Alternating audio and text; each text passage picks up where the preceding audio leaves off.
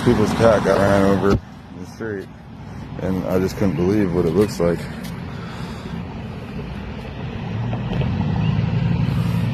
That's insane.